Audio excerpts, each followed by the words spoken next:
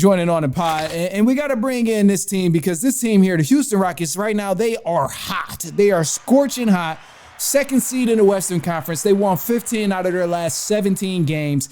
In their most recent game against the Golden State Warriors, it got a little chippy, but nevertheless, they still ended up winning that game 106-96. Now, I truly believe the Rockets are serious contenders here in the Western Conference. They got 5 players averaging 14 or more points right now. The last 10 games, they're first in rebounds. They're very physical. They play defense. They're streaky shooters, and they're a streaky team when it comes to scoring the ball. However, my only concern with the Houston Rockets is that they are not a good shooting team.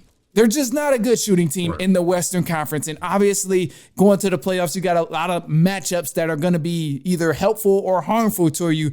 But you got to be able to shoot and score the ball. But I just see some inconsistencies there with the Houston Rockets, despite all the glorious stats that they have and despite the great basketball they've been playing. So I think matchup is going to be crucial here for the Rockets. But I'm still just on the line of I don't know if they're a fraudulent number 2 yet or if they're going to actually be okay come playoff time. So what do you think about that, Trav? I think I'm kind of like the complete opposite. I believe they're a fraudulent number 2. What? I think they've had a lot of success in the regular season. Wow. I don't think it's going to translate in the postseason. They kind of remind me of the Grizzlies in the 22-23 year when they finished as a 2 seed but lost in the first round to the Lakers when the Lakers were a 7 seed that year. Because I believe they did a lot of great things. Obviously, Jalen Green's been balling. Dylan Brooks played amazing defense on Steph, and I can't believe I'm saying that because Steph is my favorite player. But I got to give him credit where it's due, but I just believe in the playoffs, how competitive the West is. This is a team that could easily play the Timberwolves or Clippers in round 1. And I'm taking the Timberwolves or Clippers because Kawhi is obviously a proven champion, and Anthony Edwards just led his team to a conference finals last year. So Jalen Green, them, obviously they haven't done anything in the postseason because they haven't been there yet, and they could surprise some people. Right. But I believe playoff experience matters, and I think with them being so young, they could either get upset in round 1 or round 2. Okay, now look, I got to give some pushback because if they play the Clippers, I really think that's the dream matchup they would want to play if they play the Clippers. Because the Clippers, come on, man, let's be honest. Kawhi and James Harden? They've had Kawhi and James Harden for years and they ain't did nothing. They made it out to. I don't think they made it out the second round. Maybe once since they've been together.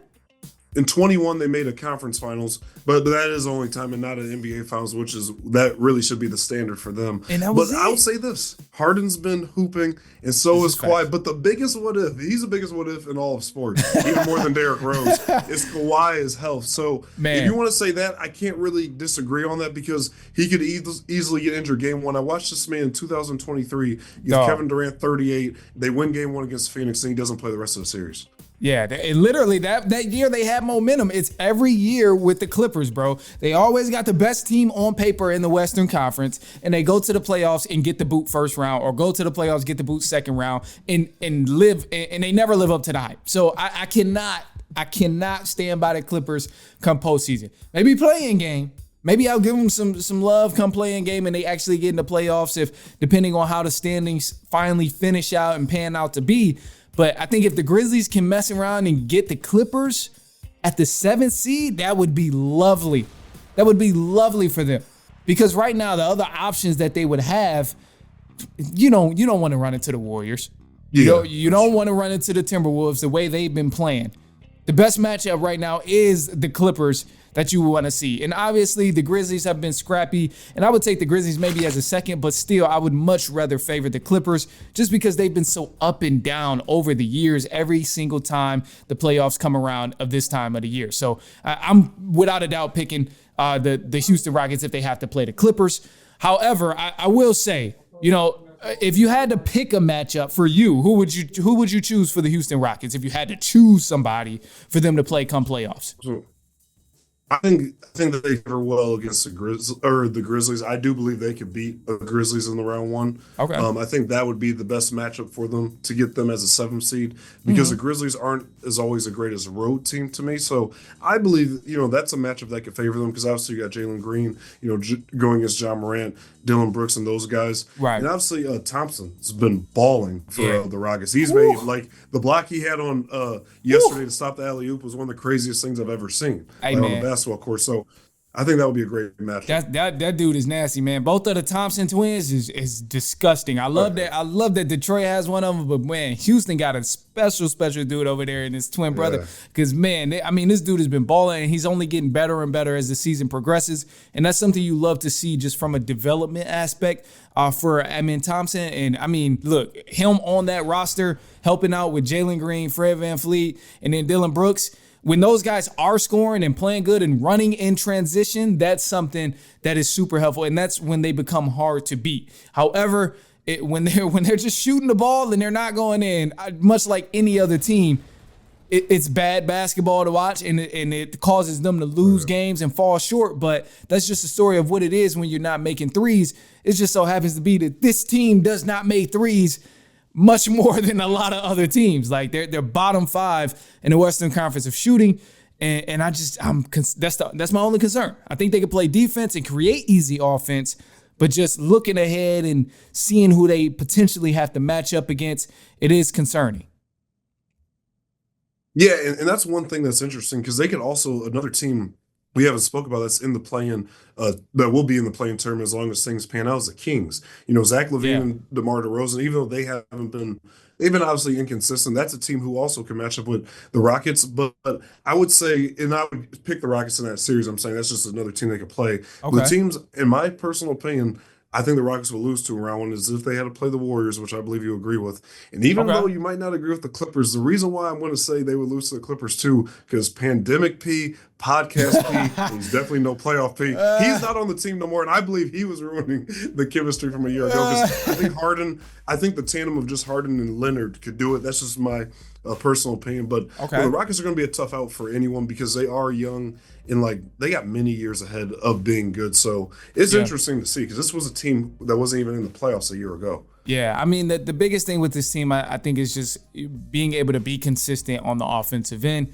Once you get guys who become consistent shooters, then that's when you will see the Rockets become consistent contenders come postseason. Because right now, they're definitely solid. They're a great team, but in a 7-game series, you know how it goes. Like you mentioned, if they play the Warriors, things might get a little shaky because you got so much experience on that Warriors team between Draymond, Steph Curry, and Jimmy Butler, who have all been to the finals on multiple occasions. So it's just, it does become tough, but I think this Rockets team is on the right track, and they're a team I would not want to run into because they are so aggressive, they are so physical, and they are a solid team right now.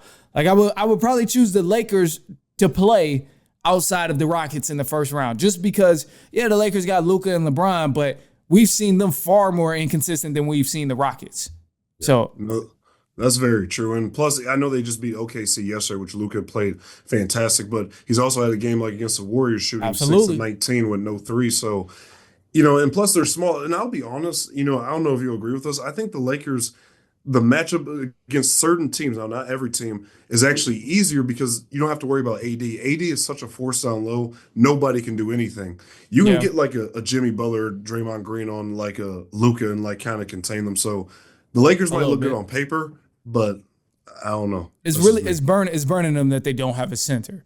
Because I look at it now, if they got to go against the Houston Rockets at any point in the playoffs or whatever the case is, Lakers, they in jeopardy of getting bumped down to possibly the 8th seed or whatever, because they are in that whole 2nd through or 3rd through 8 in the rankings right now. So if the Lakers do bump all the way down to 6th or 7th seed, then it's they got to play the Rockets. Rockets are deep down low. Sengun and Adams coming off the bench, and that's a force.